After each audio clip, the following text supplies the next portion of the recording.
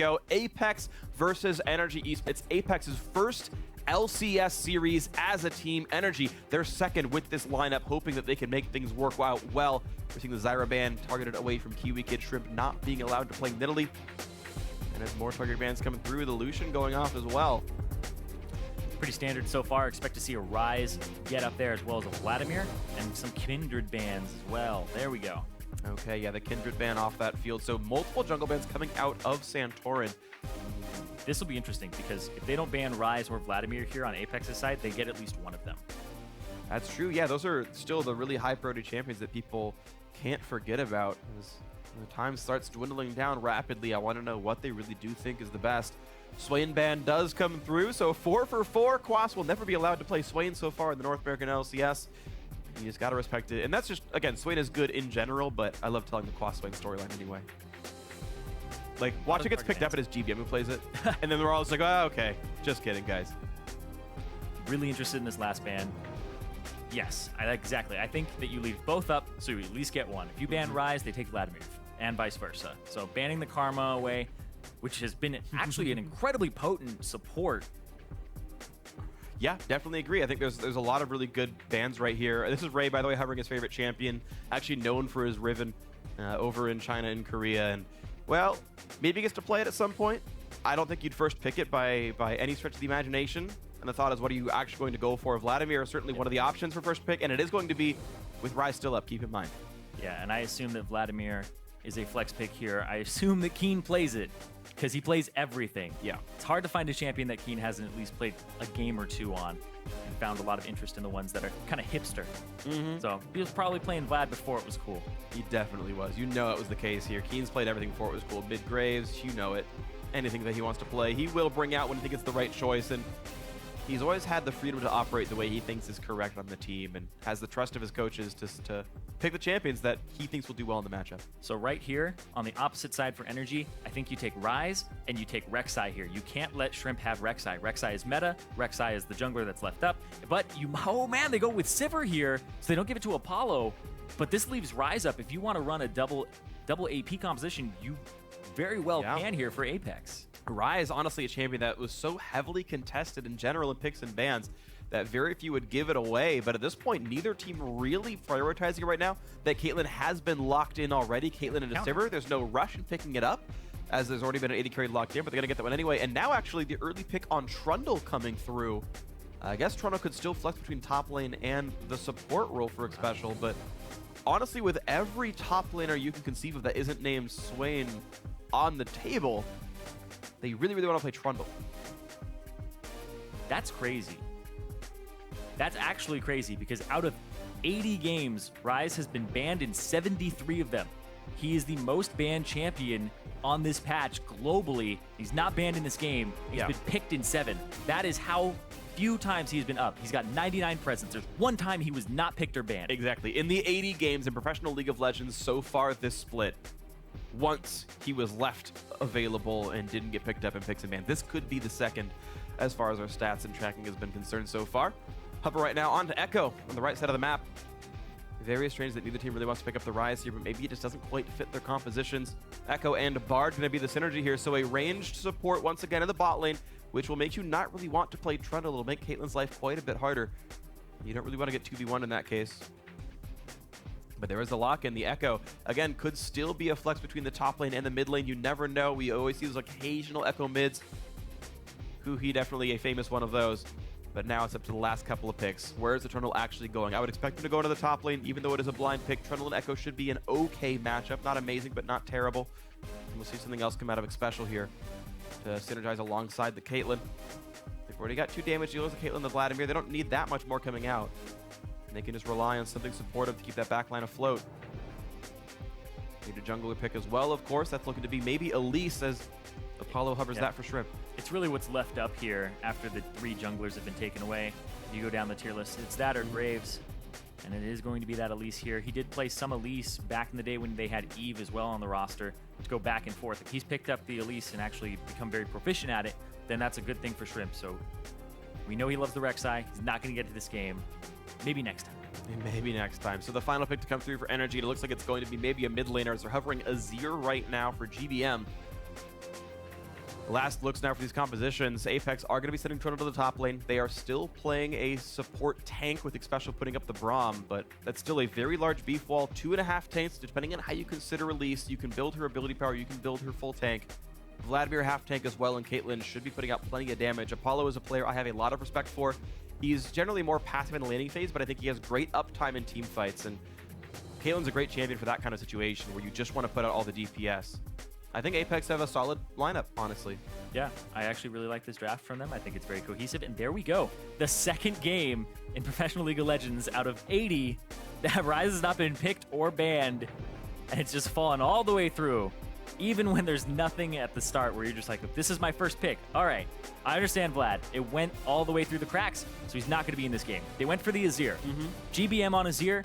Lots of damage. He's a big carry for this squad, and if he's able to just stand on the back line and you have enough peel with Quas, Santorin, and Kiwi Kid, and also the movement speed to keep yourself safe, then GBM may be able to carry this game by himself. Definitely agree. And if you kind of look at like the tier list and sort of power picks, if there's a champion you're going to give up Ryze for, Azir and Vladimir are definitely up there as ones you can honestly consider as options. So definitely some strong picks coming out of both these teams. The red team fight power definitely great. 2 tanks for themselves, Sivir and Azir for the back line, Bard to help make engage tools happen, and Kiwi Kid always wants to be the one to start things, to make them happen, to be the one to initiate, and on Bard he certainly can be that. I think Alistar and Annie, two his other sort of longtime favorites, having the ability to go in there and start the fights out, I think going to be a good thing for Kiwi Kid. And I think it's going to be a really great match. Again, it's a best of 3. We're going to have at least one more of these games here, but the first one's looking to be already great. So let us know how it's going to go. Put your voice out there on Twitter. Give us your predictions. Tell us who it's going to be. Hashtag APX win or hashtag NRG win. To let us know which team is going to be taking game 1 right here. Again, our first look at the new Apex lineup. NRG had a disappointing series last time around, but today they can redeem themselves and get back out of the gutter here with the leadership of that Azir player, of GBM in the mid lane, and the rest of these guys in those beautiful pink logos. We go into game 1. And yesterday, looking at NRG's games, game 1, they got destroyed. It was very quick. Envy ran all over them. And game 2 was 64 minutes long. It was an incredibly long game. So that's weighing on you a little bit. You have a lot of things to look at and go, okay, what were our mistakes? GBM has to be able to get it out of his head that he's the only person on this team that can really carry and get OQ up there and get these guys on the same page. So let's see what page they can get themselves on right now, and whether it's written in English or Hangul. Pushing forward. NRG right now, just playing the line of scrimmage, kind of similarly right now for Apex. Nothing too interesting in the level 1s. NRG could certainly have nightmares from what their level 1 looked like in the first game of their LCS season, because that was one of the major reasons they lost, is they just never did anything after losing their laning phase. Yeah, they really couldn't, and then they swapped Quas into that lane, and they really messed up Quas's advantage that he had. And then it just spilled over into the entire game, so GBM was really the only person who was on even footing after that invade that trickled over throughout the map. Well, it looks like the first dragon to spawn this game will be the Cloud Drake. We saw the icon in the corner of the screen as we kind of scrolled down and looked over at Caitlyn. So most pros think it's the weakest. I think it's underrated. That's okay. I mean, but perception is what matters, right? When you're playing League of Legends, you're going to do what you think is best, whether it's true or not. And a lot of teams have said, yeah, we're happy to just give up a Cloud Drake and trade a turret for it. We don't really want to go for it. And that might actually color the decisions here of these teams as the game goes on. Kiwi Kid and OQ will be starting out with a jungle camp for themselves. The Gromp will be going down rapidly. And once again, as with the 6.9 changes, you can't share experience on jungle camps anymore. So someone's going to get a bunch of XP, someone's going to get 0. Yeah, and it's probably Kiwi Kid who's getting 0. I can't tell you how many times I've seen the support last hit it and it be an accident. Yeah. It's like, oh yeah, that's a thing. Don't share EXP anymore. So you can see right there, OQ, he's going to hit level 2 fairly quickly, as well as Apollo, who will hit it pretty much immediately as he gets in the lane. And looks like no experience really lost on either side here. Yeah, 80 carries in both cases, getting the XP in the jungle camps, both doing a jungle start, and they're ready to go and battle back and forth. Level 2 marksman going to be putting out some level of damage. Spell shield already learned by OQ, so when he wants to, he can just walk over and eat up a cupcake and get his mana back up whenever he feels like he's not under too much threat. In the game earlier today, Sneaky actually had maxed traps first. He got a point in Q and then maxed them right away. I want to see if Apollo does the same thing here. Yeah, we see a mixture. We actually some see still put in like the Piltover Peacemaker, yeah. We see people max Piltover Peacemaker. We see somebody put 3 points in and then max trap. They hit that mid-game and start grouping. Well, here's the first attempt, though. Santorin on the top side, because keep in mind, Ray is a bit injured already. Chugged through one of his potion stacks and not the rest. So now, at 300 health, the flash knock him, and there's the easy peasy first blood. He still had 2 stacks of Corrupting Potion and just didn't chug them. with the duration, like, gone, mistake from Ray, a great gank as well by Santorin. Hey, good first blood. It's also a mistake to not ward. Trinket's up. Yeah, it was up afterwards, I believe, but Okay. he was still playing too far forward, and that was an easily gankable lane.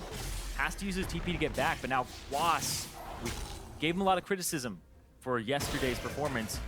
Now he has his first kill of the 2016 LCS. Yeah. After playing 3 games yesterday. See if he can carry here. And I remember back in the day, it was always, you know, Quas is a fantastic player, and he's always on tanks. He does have the capability of carrying games, and people would kind of beg to see him on these champions. They're like, where's his Swain? If he can go crazy on this Echo, and that's going to be great for NRG because they're going to have another threat. Looks like he's not going for a Huni-style build. He has no ability power that's not from the Doran's Ring, and he has no magic pen in the rune page either. So it's probably still going to be the tank build. Double Doran's Ring's going to give him mana, but I still wouldn't expect to see him go for a higher damage build than this. Either way, though, got to be good stuff for him. He's actually going to walk back into lane. Ray right now is actually freezing the top lane, so it will deny a fair bit. Actually, this won't remain as a freeze. His wave is bigger and it's on his side of the map. It's closer to him, yeah. But it will still deny some of the farm, maybe a full wave away from what Quas would have wanted.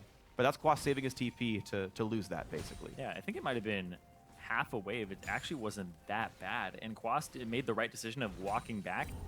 And now you see how much he actually lost. Almost nothing. Yeah, I don't know how much he lost like during the recall, but yeah, it wasn't too terrible, to be honest. So and he has his TP. Right, so he basically bought a teleport cooldown with 60 gold and a third of a level, right? Like, that's a way you could kind of consider it, and probably worth. Yeah, and a temporary advantage to his opponent for right now, because there's so many minions here, so you can't actually trade with him. Nope. Will take too much damage. But you that really means do that many Ray. autos anyway. As like, you're not going to auto that hard anyway. Yeah. Sometimes, though, if Trundle walks up to your face. True. You got to fight him back at some point. No, right now the game is actually equal, though. Despite the first blood coming through for NRG, Apex is actually ahead in gold. It's plus 12 in the bot lane. Apollo and Xpecial are smashing, but Santorin's coming down and turning around. Walks into Xpecial, says hello. Apollo's got to run. The flash, is used. Santorin did not have his to find the knockup, but Apollo lost a summoner spell for that play. And hey, that is another good gank by Santorin. And for as much as he was kind of invisible in the last series, and maybe in his entire career with TSM, he's ganked 2 different sides of the map successfully on both. Yeah, got a flash on this one, able to get a kill in the top lane and get Quas rolling. But Santorin, if he's able to actually have these types of performances and it keeps going and going and going, then Rek'Sai might just be the champion that he needs to keep playing here. If it works, honestly. I don't mind players having a favorite champion. And, okay, yeah, Rek'Sai's good regardless, but if you're that good on it, then... Oh, they're wrapping around GBM right now. You can see Shrimp on the backside. Flash! Low on mana, has flash, but no other summoners. This could just be him dying. Knocks back Shrimp, who repels away from the turret. And no, still takes him down. What? Oh, you gotta be kidding me! GBM lives. Huge mistake to not get the damage down from Apex. And that was a very bad gank, all said and done. Yeah, it was a 2v1, still gets the kill on Shrimp. Shrimp repelled up, and then he went down, so he actually didn't cancel the turret shot at all. You see it actually kind of curve and come back towards him as he comes down on the other side. A little bit too quick. He's like too slow on the actual casting of repel, and then too quick to come back down from it. That is unfortunate. OQ, though, nice spell shield there, and Xpecial blocking up the potential stun from Kiwi. I think it hit a minion first anyway, but we can watch this fight again. Yes, here comes the attempt at the gank. It's a great cocoon. So he's already used his flash to get in. Keen uses everything, and then he gets shoved away, goes up, comes down, and it comes back. Yeah, it tagged him, still tags him. So that's also the flash and the ghost from Keen. So it's multiple summoner spells there. 3 blown. 3 to 1. And they don't even get the kill on GBM. Well, swag stuff for GBM. He says, yeah, I'm a god, I'll just carry. And, well, when your opponents give you kills, makes it a bit easier, I suppose you could say. But, of course, good play by GBM to survive in the first place. A nice knockback on at least part of that one. OQ, great reflexes, spell shooting really reliably, honestly. He got a Peacemaker earlier, got a Witcher's Bite there. And he's just still pushing in. Try to catch back up and minion farm at least a little bit here. 400 gold lead now for NRG thanks to that solo kill, putting him back up on top. We're seeing, though, that even though Ray did get first blooded, he's plus 13 on Quas right now. Santorin might have to come back to keep his lane from getting worse. Oh, man. I went back. Actually down a level. I went back and looked at that GBM play. GBM auto-attacks a minion to get level 6 right before Shrimp comes over. Oh, wow. And that's how he got the Emperor's Divide. Really well played. On the wrong side of Santorin, they'll listen to Flash here for the knockup again. They're looking for the kill on Ray, who was missing summoner spells. Echo Stun will not land in time, but a Oh, no. flash to get the Q to come through, and Quas making a good play mechanically to make sure that kill comes through. 3-0 for NRG. Exactly, and Trundle is supposed to be a lane bully. Well, that's shut out right now. Echo is pretty much going to own this lane for the rest of the game based on the tempo and the momentum that he has, and he's forcing Ray to build defensive already. You can see Spectre's Cowl comes through for him, and he's not even building towards actually having a Tiamat, actually having an Iceborne Gauntlet, Right. having that build. Normally you see, yeah, Trundle is winning the lane by a little bit, builds the damage out of him first, gets tanky later, has to go tanky now, which really just lowers his effectiveness. This could be very rough stuff here for Ray. You gotta wonder, I mean, again, we talked about the 10-man roster. Apex has Chris on the bench. You never know, maybe they actually want to bring him out at some point, but it's certainly too soon to tell. There's always a chance to come at a comeback, a turnaround here. Still only a 300 gold difference. NRG's getting kills, but they're getting heavily out-farmed. So the game is honestly close, despite you seeing kills. It's only 300, 400 gold difference here, and it's mostly that top lane still, even though Ray has been killed twice, and he's actually most of the deaths on his team. He's got a pretty sizable CS advantage here. There's actually a 300 gold lead for specifically Special. Yeah, you can see he's got 13 CS. Yeah, so Relic Shield got changed in 6.9 to where there's less regen, but the cooldown on the basic version is much shorter, so the actual gold income from a Relic Shield is quite high. And Kiwik is just like not getting a lot of Spell Thief's damage down, so turns out he's getting all the farm, and now a Rift Herald coming in the top laner, but meanwhile, into the bot lane they go. Santorin with yet another gank, and the TPs are coming in as well. Nice dodge by Apollo. Now Special to block everything up, and they've not yet killed his bot lane. Here comes the attempted at a stun, and he's gonna land it. Great job by Quas, gets the kill, a spree for him. That's 3 in a row, and now Special stunned up against the wall. The ulti to go back in and get the damage. Yes, they traded on to OQ, but still a 2-for-1 dive, not bad for NRG. 2 for 1. They end up getting the Rift Herald on the opposite side, and that's what keyed off Santorin to go in 100%, because you know they're dedicating a lot of people to go do that Rift Herald. As soon as that scream comes out, well, the screams and cries of OQ do as well. Because Apollo and Special get dope. Top lane, though, they do start shoving that in, and just to touch on that, Ray is the one who has the Rift Herald buff now. So they gave it to the Trundle to try and compensate a little bit of that difference in gold and that pressure. And this is actually a big tool for top laners. When you have, I mean, there's been multiple times that I put a top laner behind, he gets the Rift Herald buff, and then he's able to duel that person. And honestly, look at the cross-map plays here. The gold still honestly close to equal here. Yeah, 2-for-1 and the turret goes down, but Rift Herald on a 2v1 turns out that Quas TP'd out, had to leave. Turret goes down, they answer it. You see here, Kiwi Kid trying to put himself in position, and Apollo has to pay attention to so many different things. And Special isn't actually blocking OQ, flashes the follow, ulties, they pick up OQ, but Quas TP'd in, Quas is able to follow up, and that's how they get that kill. Special made a really nice play there. He flashed, make sure he could auto attack to complete the stun, and then ulted so OQ couldn't leave turret range. Really heads up play by him. Apollo dodged plenty of skill shots, but it's NRG way more cohesive than yesterday. Honestly, we were seeing so many ganks, so many cross-map plays, great teleports. This is a 180 as far as the team is concerned. And it's great to see that NRG are playing that much better. Yeah, completely turned around here. Ray is also coming to this bottom side, and they're trying to push Quas out of this lane so they can get this turret quickly. I think they're going to. I don't think there's anything you can really do in this one. Rift Herald trigger deals some damage to the turret, and now Ray is going to be here to auto attack. Yeah, Still does not have any damage items, but getting some damage on it. Rift Herald does not charge up when you have allies nearby, so as he's pushing that turret, gets that one, and then doesn't get any more off. But yeah, this is actually very tricky. You have to 5-man dive this as Apex if you want to push 2 turrets, because your top side is getting shoved in by OQ, and you're going to lose your tier 2 if you don't make a move now. Yeah, BF's ones are great, super doing plenty damage. The flash stun's going to land on a Santorin. That will be the kill picked off. A great roam by Shrimp, and Keen is behind them. So NRG, we talked about coordination, but this time around didn't see the roam coming across and stayed under a turret they had no business defending. 2 kills for Apex. The question is, will they go Dragon? Will they take the turret? Will they move around the map?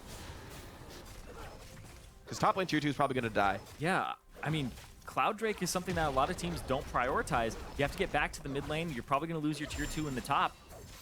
So yeah, Kiwi Kid applying pressure in this mid, and it's going to pull back Keen into this lane. Yeah, the long form trade is 2 kills for a top lane tier 2 turret. I think that's somewhat close in sort of overall power. Actual gold-wise, it's plus 100 for Apex. 900 for the 2 kills, 800 for the turret.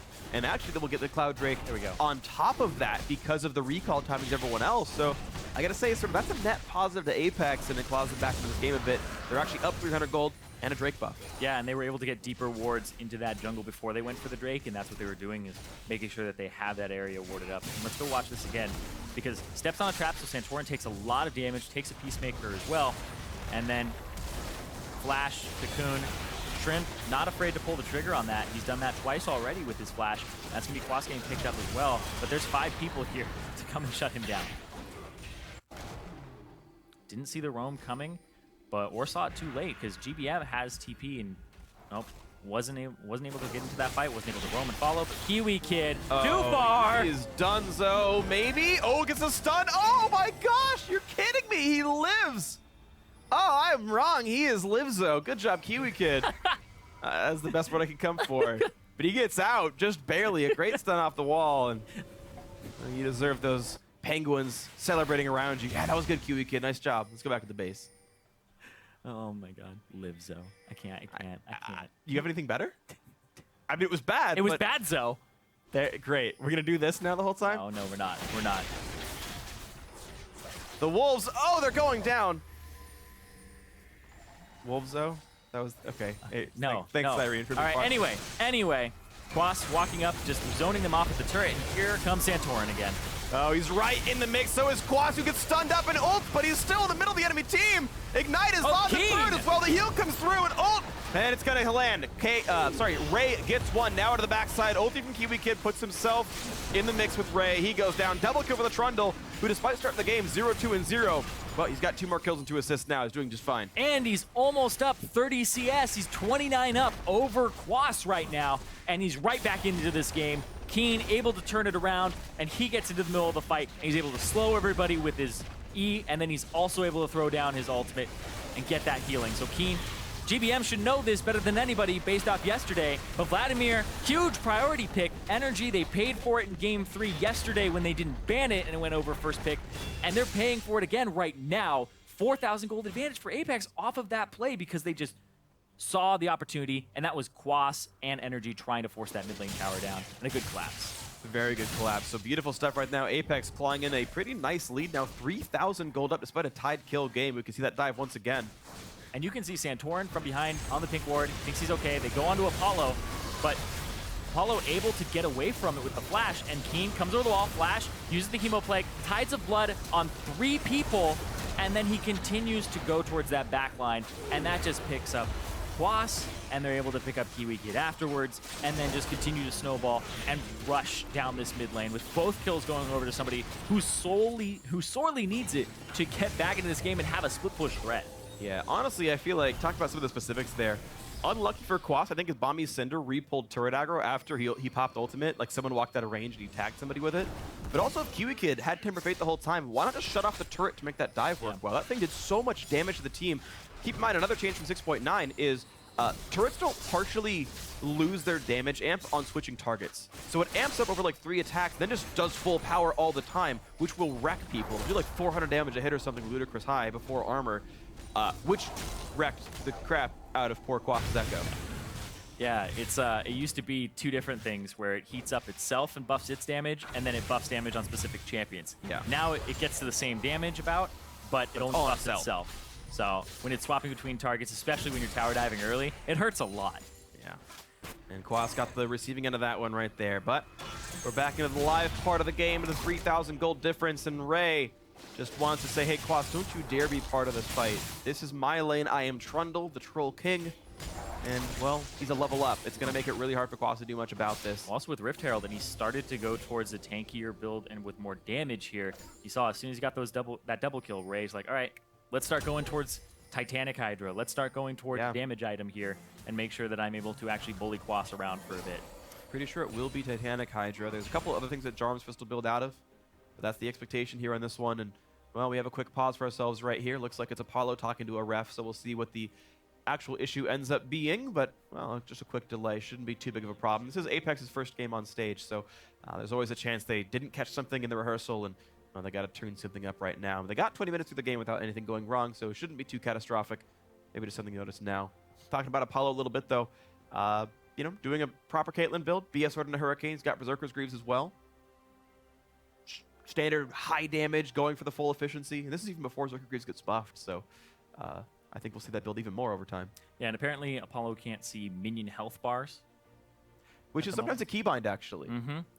May have accidentally hit a key. There's always, yeah, it's like, I know it used to be Shift K for, that was summoner names, but like things like roughly that difficult to press are like the binds for minion health bars. I think L used to be it as well. I think was the actual, like, the health bar toggle. So we'll see if it ended up being a binding thing, if it ended up being a weird bug with his client. He is disconnected and will be reconnecting to the game. Maybe that'll do it. And we'll see what that actually ends up being. But yeah, as an AD carry, until you're at 80% crit, you actually want to know health bars before you start one-shotting everything at all times. That's true. You definitely need to see those health bars, Yeah. especially 17 minutes into the game. Yeah. The thing is, it's weird because like I feel like he's so used to playing Sivir that aren't you used to seeing no health bars on minions as they just die instantly to Ricochet?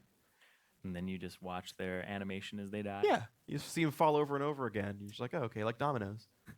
That's true, actually. I actually really... there's a visceral feeling about that when you're just like, you throw two abilities out. 20 gold, 20 gold, 20 gold, 20 gold, 20 gold. Oh, it feels great. Reminds me of the Lulu and Challenger, man. I had the exact Back in same the day. thought. I think about that like every like couple of weeks. I'm like, man, remember when they did like the slow-mo zoom-in replay of Lulu killing a minion wave with Glitterlands?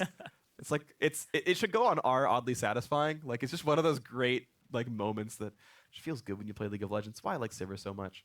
Who was also scaling up quite nicely, by the way. We've got OQ sitting on a Zeal and a BF and a pickaxe. Looks like everyone said R in all chat, so Apollo's ready. So is Santorin and Kiwi Kid. We'll be getting ourselves back into the game very, very shortly. Yeah, they're just going to do a check really quickly. Everybody said that they're ready, and we're going to see if Apollo is able to see what the minions have health-wise. Are they healthy, Doctor? Looks like they get a clean bill of health for right now. All right. Yeah. They're alive. We found out that they're alive. They have. The They do minions have not falling heartbeats. over. Yep. Well, they might come. We might repause if he finds out that the thing didn't fix, but so far so good. But up to his prerogative, make sure the game works out well. And here we see Apollo farming. And yes, we are good. The minions are dying, and he can see how fast they're dying. So all is well. His premonitions are solid. Level 10 now on the Caitlyn. And just to do the quick check on the ability levels, 4 points Q, 4 points trap. So he's going back and forth. 4 points Q, 4 points trap. Okay. I've seen that a couple times where people just go back and forth.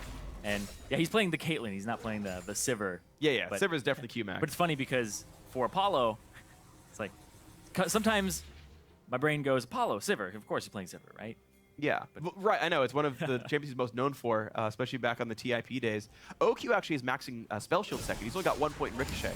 I actually see this from specifically OQ more than anyone else, but he does this very defensive thing where Ricochet, yes, the damage actually does go up with rank, as it is, I believe, the cooldown on Ricochet, which makes it a really good level up, honestly. But he wants the spell shield cooldown, he wants the mana restore, and hey, if he's really worried about getting wrecked by, you know, Braum Qs and cocoons and whatnot, like getting a second spell shield in a team fight makes you not die.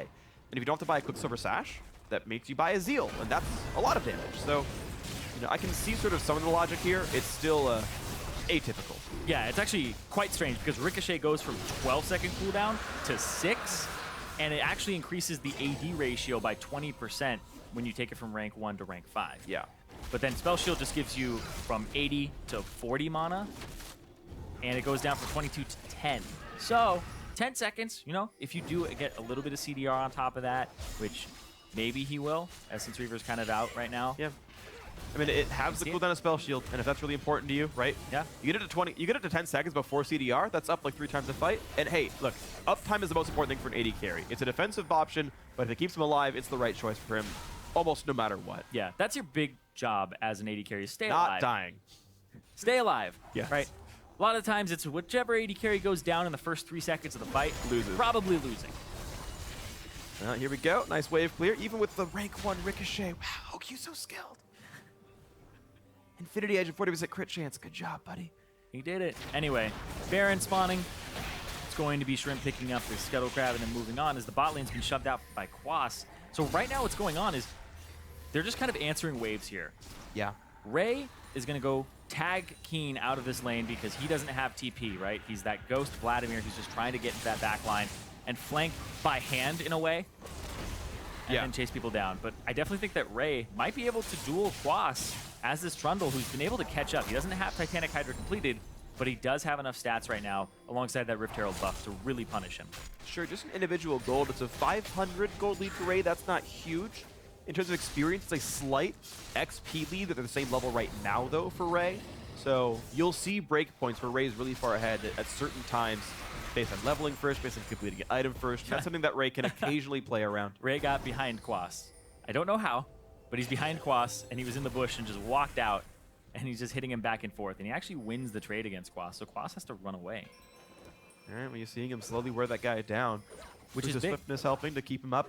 When you have that stat check as a 1v1 split pusher and you win it, you immediately gain complete dominance of that lane. So Ray, now he gets to push that lane in all the way to that tier 2. You get Baron control on the opposite side for Apex, and then if they come and answer you with more than one person, it's going to have to be GBM and Quas because they both have TP, or you said Santorin with the tunnel. Right, and once again, you talked about flanking by hand. Because the wave is this pushed up, Ray can walk down to make the play and make Quas TP to answer, and then do it again without TP up. Here's a free 5v4. Yep. And that's the difficulty right now that honestly NRG has to deal with the fact that, look, the Rift Herald was given to Ray 10 minutes ago or so, despite the fact that it was 0 and 2 when that happened, roughly. And, well, they trusted in him. They grabbed him in the lineup. Looks like it's working out so far. They're putting a lot of eggs in the Ray basket, and so far that's going quite well.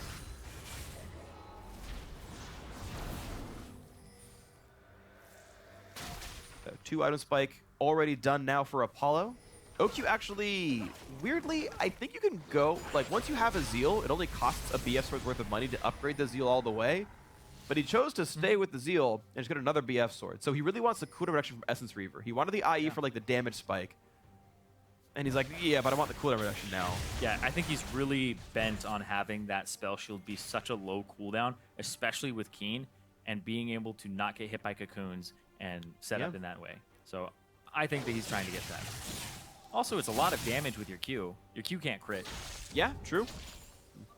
He's affected by CDR and attack damage. That's it. So it's a different style of build. We'll see how it pays out for him. Aegis done on both supports right there. They're both playing for a sort of tankier style. A little bit of CDR on both these guys as well, but looking to push forward as a Locket comes through for a special when he can find the completion gold. Just only 200. Shouldn't be too far away for him. Titanic Hydra now done for Ray, so he cashed in the gold advantage, and he's walking back across the map and heading for the top side, actually. He's walked in towards the Baron pit. At 23 minutes, this Baron still kind of difficult to take for both of these teams. Nobody has a Baron shredding team, except I would actually give that in favor of NRG with the Azir, who pretty close to having that 3-item spike. Nice done from Kiwi Kid, but there's a flank coming in from Ray. Nice magical journey brings the Bard Kiwi Kid to safety. Still 3,000 gold, actually less than that, 2,500. Sorry, 3,500. I correct myself once again as the lead, so it's been slightly growing for Apex over time. But certainly this game is not out of NRG's reach. Wave for the mid lane. Apollo will not let the turret take much damage. Minions get a little bit of chip down, but it's not too bad. And a Tempered Fate tries to find no Shrimp, repelling in time to not take damage, flashes downwards, misses the cocoon. Special blocking forward, now Keen wants in for GBM and Kiwi Kid. Putting damage down there, the knockback is not going to do all that much as GBM flashes away. Now watch the right side of the fight, it's OQ kiting back, trying to run away from Ray, and he will get away pretty safely. Ray a bit alone on this side of this one. As Quas stuns him up and walks back, and now a teleport flank to come in across as they still want GBM and Kiwi Kid, who's been slowed up. He lands on somebody, will be going down, and GBM now very much on the wrong side of the fight. Will he go for the teleport play? We'll look for the outplay. He tries to kite out. Cocoon is down right now, and he is definitely going to die for this one. I can't see him getting out. Special just landing the chair on the back of the head, so a 2 for nothing so far in this one. Ray just taking up some minions and saying, don't you dare try to stop my team. 2 for 0, good fight for Apex. Yeah, and Apex, they get complete control of the map for a couple of seconds here, shove up the mid lane, keep Ray in this top side. He's going for OQ. Under the turret, chases him with the flash, but he's got no mana left. Now chased out by Santorin, and this time Ray is overextended. 1v3 will go down. OQ kites him out right, and Ray bit off more than he could chew. Yep. But that is going to be 3 members pulled to the top side. Infernal Drake is coming up right now, and that's going to go over to Apex, no problem. They immediately started heading that direction after they had that fight in the top side. Instead of going for the Baron, they thought it was too risky, especially with Santorin up with Smite, that now have Ray split push on the other side and get yourself this Drake. So beautiful stuff right now. You got to give props to Apex for doing a good job, and even when their top laner overextends, it's to create space for the rest of the team somewhere else. Yep. Shrimp gets caught out there. That was blind, it looked like. He showed himself for half a second. Kiwi Kid throws out the ultimate, hits Shrimp with it, and then GBM is forced to flash away. And yeah, Keen has Ghost on and is continuing to try to chase on this left side. Yeah, he basically makes a 1v2 retreat happen, and the other 3v3 goes just fine for Apex. Then yeah, Ray's teleport cuts off the ability to go to the right, so GBM has to run left. Yep, and especially with the flash Q for the follow-up. If he had missed that, they may have missed out on those kills. And Apollo tagged him right there, got an auto attack in thanks to a ward, so he had the assist marker, and then down it goes.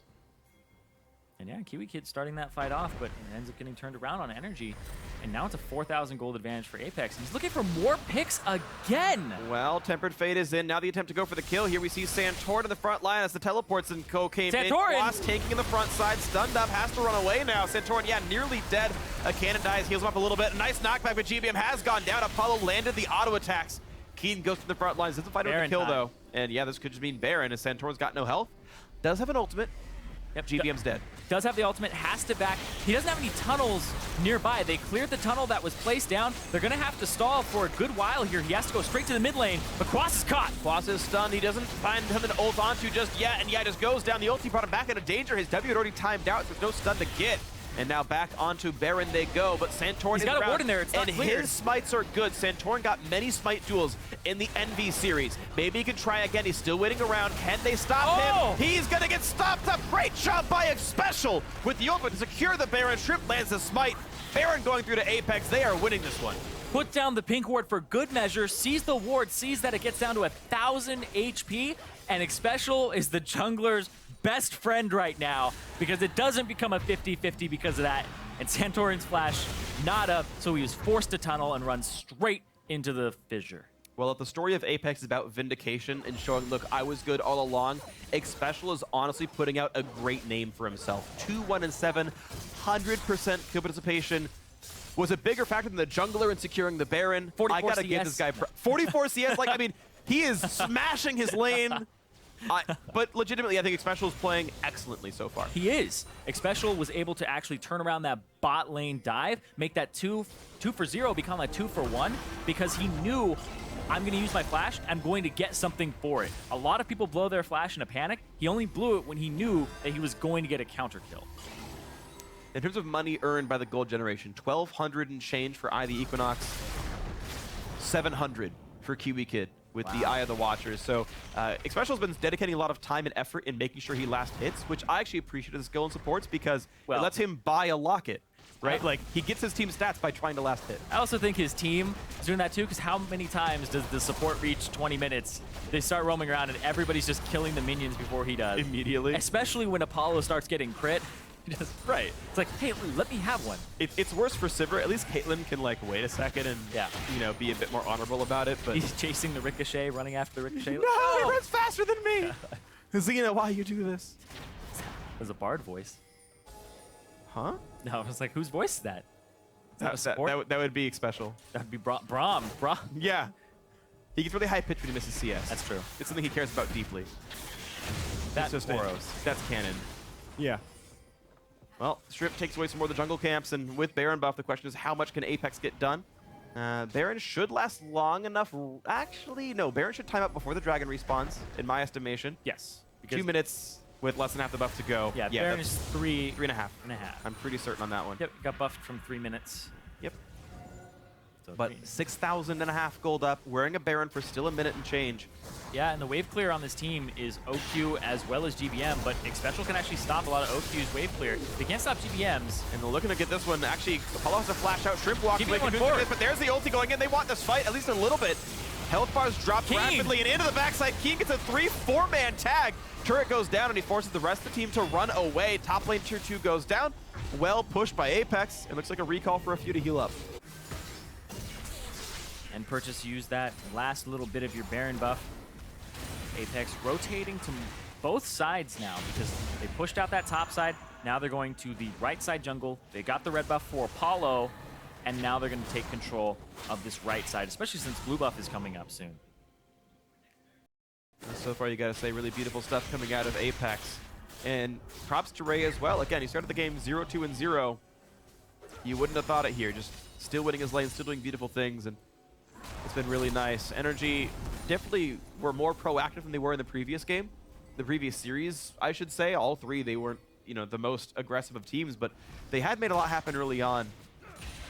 But unfortunately, they stopped finding options in the mid game.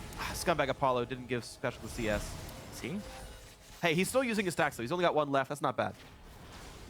That's true. 50 CS now. I almost never see special with 4 stacks around him. So via some of the teamwork, some of everything else, you got to say there's been some nice moments making sure special got the gold. Oh, blue buff being contested here. Keen trying to pick it up for himself. Gets it. Of course, a lot of people talk about it has mana, but it also gives you 15% of your AP. Yeah, and 10 CDR. Not a bad thing either. Not Here they go. On to the Ocean Drake. Did you know, despite being the Ocean Drake, it doesn't splash? Yeah, Infernal and Mountain Dew, but wait a second, Ray, you might make a splash. Ray is gonna get splatted, more likely. He's going for the 1v3 and does go down. OQ cutting him out successfully enough. Ray goes down. It buys some time, but That's a lot of. they could have gotten that dragon anyway. Yeah. Dragon was basically not at least any part of that play. They pick up Ray, they use heal for flash. That's it. That's the trade. And also the ignite, I believe, from Kiwi Kid. But they shove up the bottom lane. There's still a mid lane turret to take, and I'm actually very surprised that it was just held by Quas and GBM. GBM cleared it out, and then he went to the bottom to deal with Vladimir. It's GVM. He's definitely excellent with his champion. And one of the best players in the league, I would say, for sure. And turns out he did a really good job wave clearing on this Azir. He's got the Rileys, he's got the Abyssal, he's hard to kill. OQ. Executioner's calling. Sink that 800 gold in. That was the lesson from yesterday. Buy for everybody calling. Was buy Executioner's calling when there's a Vladimir. Yeah. Even if there's a Trundle as well on top of it. Like, this is going to pay off. And it's on physical damage, so Ricochet will apply it to everybody it hits. Yeah. I feel like all teams could use like a trained parrot that just tells you things that are useful in the game. Like, buy Executioners against Vladimir, brah! And just, you know, you feed him a little cracker every 5 minutes for reminding you of things you should always do in League of Legends. It's called watching the VOD with the casters.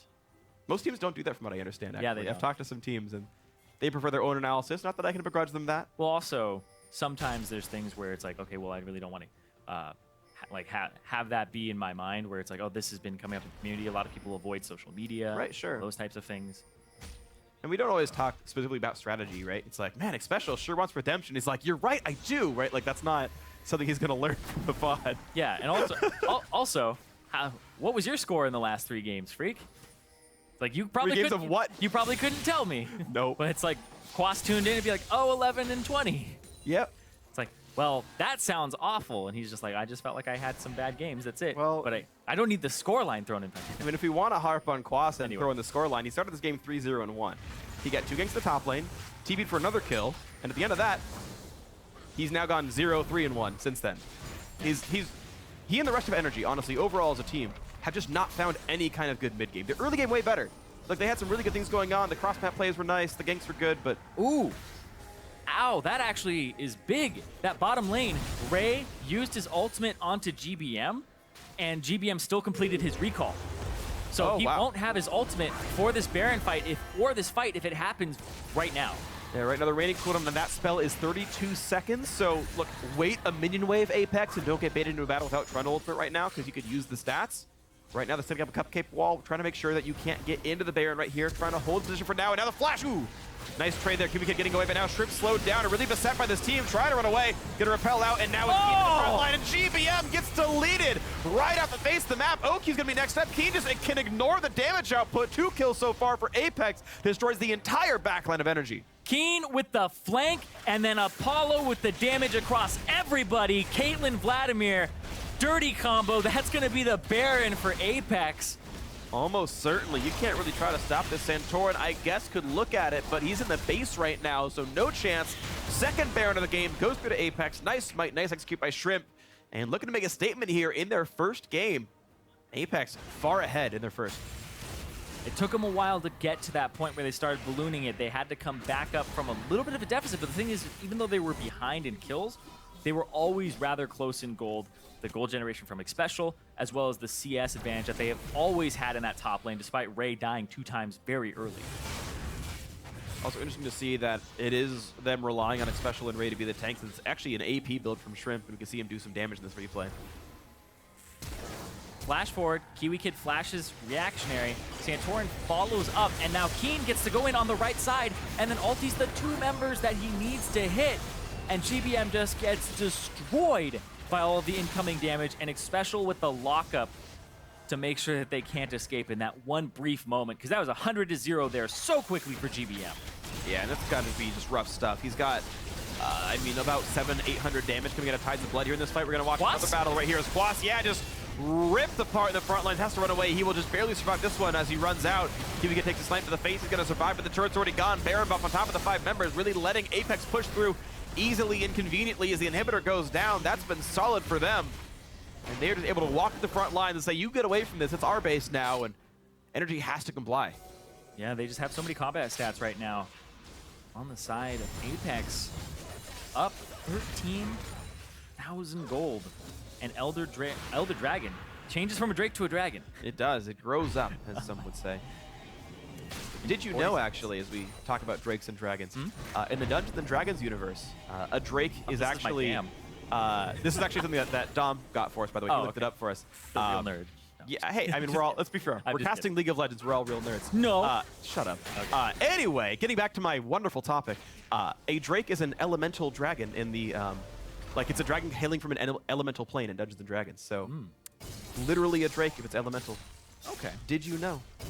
Usually it's Drakes or, like, younger dragons. Right, like if you're in Magic the Gathering or for something, for example. Do you know what a wyvern or a wyvern is? I don't know the difference.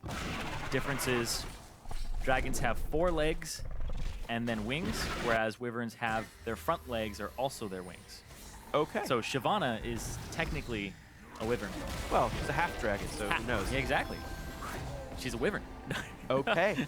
She's halfway there. She just needs She didn't grow extra appendages. She just got wings on her arms. Well, moving into this one, though, this is not Shyvana. This is an Elder Dragon. It's been there for, well, all of a month, actually, as far as Elder Dragons go, but that's okay. NRG looking to combat this one. Apex, the team in the lead, but Baron buff is timed out. You've got Ray in the front line. Keen in the back. For the ulti, and it's somehow Keen flanking yet again, looking for specifically GBM, who knocks him back, gets back to safety, then flashes back in, and Keen gets the kill. So down goes the mid laner, and GBM is not there to carry the fight. It's now on OQ's damage. Looks like they don't have it because NRG running away for dear life. Xpecial still chasing and looking for someone to land the Q on so that they can get that kill, and the slow is enough. The Trundle Pillar is enough to knock down Quas. Another one comes in, Shrimp on a rampage, chasing for further kills. He's got Spiderlings. He's angry. He does plenty of damage, but Kiwi Kid is going to get back out to the base. Still a 3-for-0, Dragon in the field, but how about just dead inhibitors and minions to push the base down? Every time Keen is getting to that backline, every time the peel is not reliable enough for NRG. Bard, Rek'Sai, and also Echo, it's so hard to peel, and Keen gets there. The team shows up at Apex. They clean up. They clean up well. That was a solid game by them, and honestly, there's players you can talk about on all fronts. Xpecial, still at the end of the game, 100% kill participation. I think did great on his new LCS team now, his 3rd, I believe, team in the LCS, if I recall properly. You had Ray, at this point, the newest guy on the team, I would say, and, you know, got super camped early game. His lane opponent TP'd out, got another kill. Started the game 0-2-0. They said, that's okay. Ray, we trust you. That Trundle we early picked. That's what you want you to be on. Here's Rift Herald. Here's Split Push. And he turned out to do wonderfully in that game. And got him back in with that Rift Herald, gave him a lot of pressure, and he was able to duel Quas and picked up a double kill in that mid lane fight that got him way back into the game and actually ahead at that point. But I want to talk about their overall strategy because Apex were pretty much always in the lead. Yeah. Even when down in kills and giving up those kills top, the CS that they were acquiring, the fact that they were getting that gold generation on Xpecial, they were always in this game, and they were never really on the back foot. Yeah, and everyone seemed to do their part really well. There was never someone who was like getting dragged along like from a collar or something like, no, we're going to win. Trust me with this one. Kind of like when NRG won game 2 over Envy, it was like GBM just dragging teammates across. This felt like a good like team-sized win. They put trust in Ray.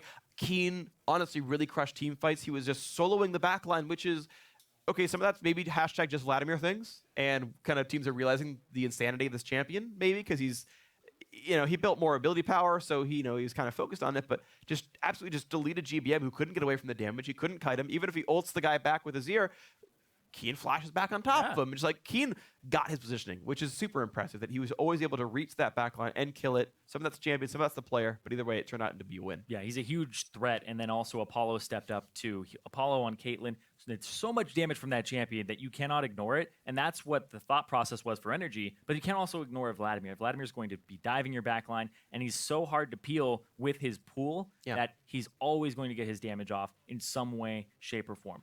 But I also want to jump over to the support here because Xpecial did phenomenal. 14 KDA this game, 100% kill participation as a Braum. So it's not like, oh, I ran around and gave you a buff. It's no, he tagged everybody. He tagged everybody that they killed. He was really active in this game, and I think that Xpecial deserves a lot of props for that victory. I agree. I think it was an overall team effort. You can even look at the guys who were somewhat overlooked. I think Shrimp held up just fine.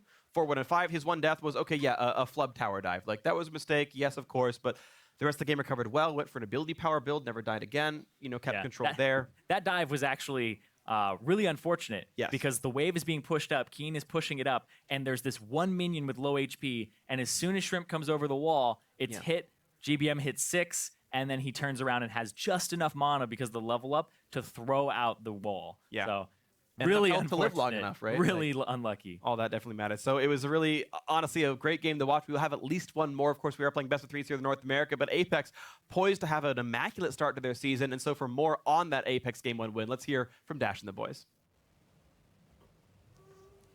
Thank you very much, gentlemen. Apex picking up a victory there against NRG to start off their series in a 1-0. Unfortunately, as we were breaking down the C9 Immortals game, we didn't have an opportunity to see the game-winning fight. So we're going to do just that in a moment. Until we do that, though, I want to go through Champion Select a little bit, break this down. Initially, things that jump out at me, we see the Vladimir picked up on the side of Apex, which is big, right? We didn't see that even make an appearance in the Cloud9 Immortals game. So already seeing a little bit of differentiation between the teams in what they're prioritizing and the kind of champions that they're jumping at. Yeah, I look at that Karma ban, and I can't imagine that Karma would have had a larger impact than the Vlad. Vlad is one of the top tier picks right now. We've seen him every time he performs. It's there's like suddenly there's this break point. He's unkillable and he's just destroying you in fights. So I think, giving the Vlad up for that first pick was probably not worth it. Yeah, absolutely. And then of course, along with that, we did see a much more similar or normal champions, right? We see the Trundle coming in the top lane against that Echo. We see likes of Sivir and Azir still picked up on the side of NRG. But as we move through the game, I think if we compare NRG's performance to yesterday, since we have the opportunity to do that, having had at least one best of 3 evidenced prior to this, Santorin making an appearance in that top lane. Quas was kind of underperforming yesterday. It was clear that maybe they needed to put a little bit of jungle pressure up in the top. They do just that and capitalize a couple early kills on Ray in the top lane. Yeah, there's 2 big factors about the Trundle and Echo matchup, and that's that Trundle actually starts to beat Echo after a certain point. But for now, in terms of Echo versus Trundle, Echo should be winning the early side with his kite, and especially with that gank. Even though Santorin ganked top, I think, twice, he had 2 kills on Echo, and he still was behind in CS, and he wasn't able to use that to his advantage. Yeah, that kind of speaks to Ray as a player. We haven't had too much familiarity with him. Of course, as we mentioned on the broadcast, that Pastry Time had the opportunity to cast him a little bit in the LPL, but being on EDG behind Pawn and Def, didn't get too many opportunities to play. Said that he was a stellar player out there. He comes here, and even while being focused, does manage to pull up a CS lead, and then through the team fights, kind of came into his own a little bit more and showing a little bit of that power and how he might grow into a very solid top laner here in North America. Yeah, he was left on a little bit of an island in the early game, and then as NRG kind of built the lead with that, they have that good dive bottom, and then from there, as soon as they start swapping their lanes, things kind of come off the rails, and you see that Quas and Santorin stay under a bot turret that's clearly about to get taken. You're going to get flanked because the whole rest of the team is down there, and your bot lane's on the other side of the map. So you know that something's about to go down there, and then they had a miscoordinated dive on the mid turret, and things just kind of kept slipping downhill. Right, that brings us to about the point in the game that we last saw as analysts before we had to jump on and talk about Cloud9 and Immortals. So now I want to go ahead and jump into that replay of the game-ending fight so we ourselves can see how it resulted. Looks like a Braum gets a good ult to start, and Keen's just on that back line. Flashes over the Azir ult to keep damaging people, and at this point, it looks like NRG's split up. The Bar's trying to get them back together, but it's just a chase down. And at this point, too, you're just looking at Vlad. I mean, like, we talk so often already about the power of that Vladimir. We see the heals coming through, and it's just when you get to this stage in the game, the drain tanking, capabilities, the allowances it gives you in these kinds of fights to make a mistake here or there and not have to have that 100% perfect execution is just extraordinary. Yeah, even if you do have the executioners calling or the Morellos, if you don't get to him, he's just going to heal it all up. And as the fight goes on, he's kind of like a different sort of Rise where there's like sustainable damage, except he can make your damage nullified just from the pool, the Zhonya's, and, you know, like Mark was saying earlier about the E pool combo is just pretty ridiculous. Yeah, I don't know if you want to kind of illuminate people as to how that interaction works. Basically, you can. The way E works is you press it, you start channeling it, and then at some point you activate it again to do the damage, and it's scaling up during that time. What you can actually do is pool in the middle of that to basically be charging this AoE bomb, and then you just kind of slither past everybody, and it goes off while you're still in the pool. So it's a pretty crazy interaction that it's in. I expect something to be done about that. And then you factor in the Zhonya's as well, being able to, he can be in Zhonya's healing from his ultimate damage. So he has this kind of unstoppable combo where he's going to go in, E, W, Q somebody, drop his ult, and as soon as he starts getting low, pop the Zhonya's, you're about to come out of that fully healed again, and then you just keep going. Yeah, and as it stands, Vladimir is is a picture-perfect champion for a player like Keen. I mean, we've talked all the time through previous splits that this is the kind of guy that was going to pull out this kind of wonky champion, so had experience on the likes of Vladimir coming out here, putting up a good performance on it. However, player of the game is going to go to Xpecial, the support player for APX. As you mentioned, the beginning of that fight was a Braum ultimate. So being a leader for that team, being that ever the veteran for them, and kind of saying, I'll lead the charge, you guys just provide the damage behind it. Yeah, definitely the individual with the most successful career so far, and I think he's counted on in a big way in game. He's always been pretty vocal. He knows what he wants to do in the game, and even though they kind of fell behind early bottom, you can see that he has that kind of resilience, that veteran experience where he doesn't get tilted and they're able to come back in the game. It makes me really happy to see Xpecial back in the LCS because he's been gone for so long figuring out what he wants to do in his life, and it's really happy for me to see that he's doing well in this game. Of course, now we have to turn towards game 2 of this series and say, hey, all right, NRG, you guys have suffered a couple tough losses now between yesterday and today in a game where they look to be ahead here with that focus in the top lane. It didn't work out. So if your focus to the top lane with Quas isn't going to be your key to victory, how maybe should they readjust their strategy going into game 2 and come out with a win this time? For me, the first thing to look at is these jungle bans. NRG picked up both of them, and so Apex will probably have to ban one of those out unless they're willing to do some kind of Nidalee Kindred trade. I'm not sure if they're willing to do that, so I think the first thing to look at is what is NRG going to be able to first pick, because I doubt Apex makes the mistake of letting a Vlad, a Swain, or something along that line through. Yeah, I doubt Swain, like we said, is ever getting through to Quas, the Vladimir too. That does mean already, though, that 2 of Apex's bans will be eaten up on that red side if they have to throw them at those 2 champions. Yeah, maybe they'll have a little bit easier time for team composition and might get an out for Quas. All right, well, that's just game 1 that we had the results of. Again, the teams have a little bit more time to gear up for game 2. We'll be right back in about 3.5 minutes to get that second game between Apex and NRG. Stay with us.